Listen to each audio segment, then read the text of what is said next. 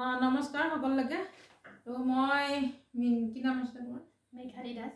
মেঘালী দাসক আগতে আমি প্ৰথম দিনাখন ভিডিঅ' কৰিছিলোঁ আৰু কৈছিলোঁ যে তেওঁ যিমান ভাল পায় মই আপোনালোকক জনাম।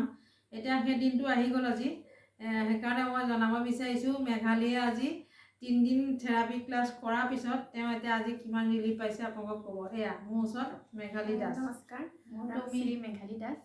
তুমি আজি কিমান ভাল হৈছে? মানে আজি 3 দিনত বহুতখিনি আৰাম পাইছোঁ এতিয়া। তোমাৰ যেনেকুৱা বিষটো হৈ আছিলে তেতিয়া তুমি কি চিধা হৈ শুব পাৰিছিলা? ৰাতি নোৱাৰিছিলোঁ, এতিয়া ৰাতি চিধাই শুব পাৰোঁ থেৰাপিটো লোৱাৰ পিছত। আচ্ছা, তো ইমান কম সময়ত ধৰা বহুত ভাল ৰিজাল্ট পাইছা। তো ইমান বছৰে বছৰে তুমি কৈছা যে প্ৰায় আজি 8-10 বছৰৰ আগৰ পৰা এইটো বেক পেইনটো আছিলে। আৰু নেকৰ নেকটো এতিয়া টাৰ্ণ কৰাচোন। এতিয়া ইজিলি ঘূৰাব পাৰিছা? বহুত ইজি হৈছে। বেক কৰা, বেক। সুন্দৰ।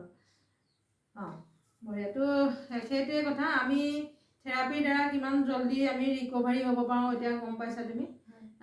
ইমান দিনেতো ধৰা ক'ত ক'ত দেখাইছা, কিবা ঔষধ পাতি লৈ আছিলা, গতিকে সেইখিনি তুলনাত তুমি এইকেইদিনত মানে ডিফাৰেঞ্চ কিমান ভাল লাগিছে?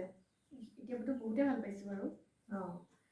ঠিক আছে। তো এনেধৰণে তুমি ভাল পাইছা যেতিয়া মোৰ বহুত ভাল লাগিছে। আৰু আগলৈ যাতে যিখিনি মই কৈছোঁ সেইখিনি তুমি বনাই ৰাখিবা নিজৰ কাৰণে, তেতিয়া সুফল পাই থাকিবা তাৰমানে।